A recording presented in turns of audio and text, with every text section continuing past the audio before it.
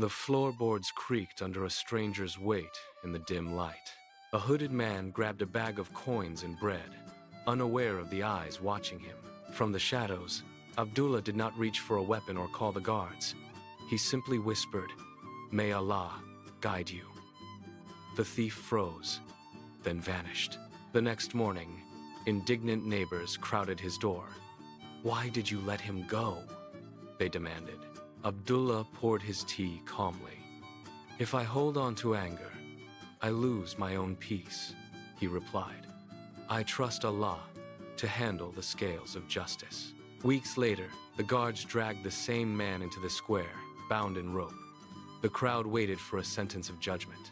Abdullah stepped forward, but not to strike.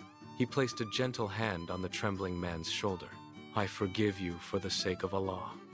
He spoke clearly. The thief collapsed, sobbing as his defenses shattered. "I came to steal your wealth," he choked out.